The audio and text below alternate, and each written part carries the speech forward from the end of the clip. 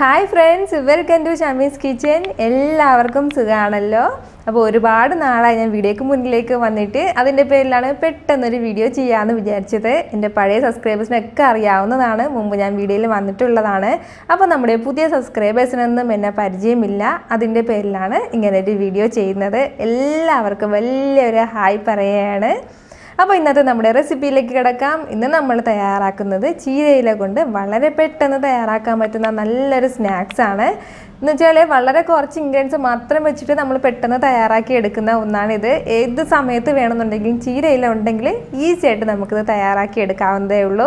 എന്നാൽ ശരി, ഇതെങ്ങനെയാണ് ഉണ്ടാക്കുന്നത് നോക്കാം.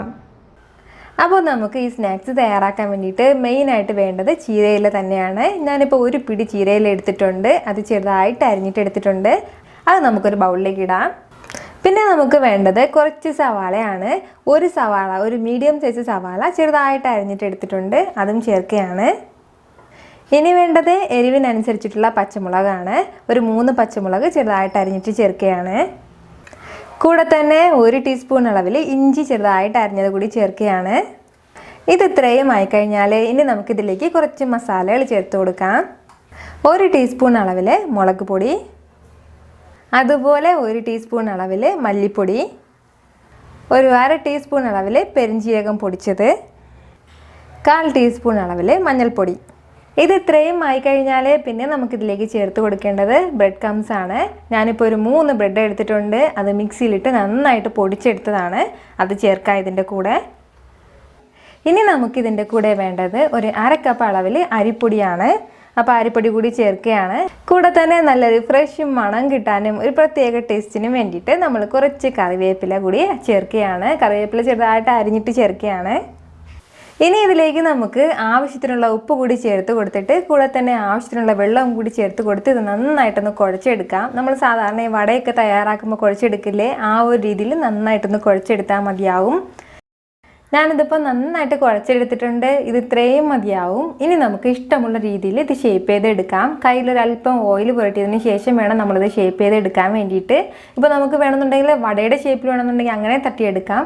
അല്ലാന്നുണ്ടെങ്കിൽ ഞാൻ ചെയ്യുന്നത് ഇതുപോലെ റോള് പോലെയാണ് ചെയ്തെടുക്കുന്നത്. ഇങ്ങനെ നമുക്ക് ചെയ്തെടുക്കാം. ഇതുപോലെ തന്നെ ബാക്കിയുള്ളതെല്ലാം ചെയ്തെടുക്കാം. ഇതുപോലെ ഞാനിപ്പോൾ റോൾ ചെയ്തെടുത്തിട്ടുണ്ട്. ഇതിപ്പോൾ പകുതി മാത്രമേ ഞാൻ റോൾ ചെയ്തെടുത്തിട്ടുള്ളൂ, ബാക്കി പകുതി മാവ് ഇതുപോലെ ചെയ്യാനായിട്ടുണ്ട്. ഫസ്റ്റ് നമുക്കിത് ഇത്രയും പൊരിച്ചെടുക്കാം, അതിനുശേഷം ബാക്കിയുള്ളത് ഇതുപോലെ ചെയ്തെടുത്തിട്ട് പൊരിക്കാം. ഓയിലിപ്പോൾ നല്ലതുപോലെ ചൂടായിട്ടുണ്ട്. ഇനി നമുക്കിതിലേക്ക് ഓരോന്നായിട്ട് ഇട്ടിട്ട് ഫ്രൈ ചെയ്തെടുക്കാം. പിന്നെ നമ്മളൊരു കാര്യം ഇതിൽ ശ്രദ്ധിക്കേണ്ടത്, നല്ല ഹൈ ഫ്ലെയിമിൽ വെക്കരുത്, എങ്കിൽ പിന്നെ പൊടിഞ്ഞിട്ട് പോകും. അതിൻ്റെ പേരിൽ ഒരു മീഡിയത്തിൽ നിന്ന് ഒരു അല്പം കൂടി കുറച്ചിട്ട് വേണം ഫ്ലെയിം വെക്കാനായിട്ട്. നമുക്കിതുപോലൊരു സ്നാക്സ് തയ്യാറാക്കി എടുക്കാനായിട്ട് ഈ പച്ച ചീര തന്നെ ആവശ്യമില്ല, പകരം നമുക്ക് ചുമന്ന ചീര ഉണ്ടല്ലോ, അതായാലും മതിയാവും. ഇപ്പോൾ നമ്മുടെ സ്നാക്സ് എല്ലാം നല്ല ഗോൾഡൻ ബ്രൗൺ കളറിൽ വന്നിട്ടുണ്ട്. ഇത് ഇത്രയും മതിയാവും. ഇനി നമുക്കിതെടുക്കാം. ഇതുപോലെ തന്നെ ബാക്കിയുള്ളതും തയ്യാറാക്കി എടുക്കാം. അപ്പോൾ ഇത്രയേ ഉള്ളൂ. വളരെ സിമ്പിളായിട്ടാണ് നമ്മളിത് തയ്യാറാക്കി എടുത്തിട്ടുള്ളത്. ഈസി ആയിട്ട് ചെയ്തെടുത്തില്ലേ, ഇതുപോലെ നമുക്ക് വീട്ടിൽ ഈസി ആയിട്ട് തയ്യാറാക്കാവുന്നതേ ഉള്ളൂ. അപ്പോൾ നിങ്ങൾ ഉറപ്പായിട്ട് ഇത് ട്രൈ ചെയ്ത് നോക്കണം, നിങ്ങൾക്കിത് നല്ലതുപോലെ ഇഷ്ടമാവും. പിന്നെ ഒരു കാര്യം കൂടി, നമ്മുടെ ഷമീസ് കിച്ചൻ ചാനൽ ഇതുവരെ സബ്സ്ക്രൈബ് ചെയ്യാത്തവരുണ്ടെങ്കിൽ പ്ലീസ് ഒന്ന് സബ്സ്ക്രൈബ് ചെയ്തേക്കണേ. കൂടെ തന്നെ തൊട്ടടുത്തുള്ള ബെല്ലൈക്കൺ കൂടി ഒന്ന് ക്ലിക്ക് ചെയ്തേക്കണം. എങ്കിൽ പിന്നെ വീണ്ടും നല്ല റെസിപ്പി ആയിട്ട് കാണുന്നവരേക്കും എല്ലാവരും ഹാപ്പി ആയിട്ടിരിക്കുക, സന്തോഷമായിട്ടിരിക്കുക, ചിരിച്ചുകൊണ്ടിരിക്കുക. Take care dear friends.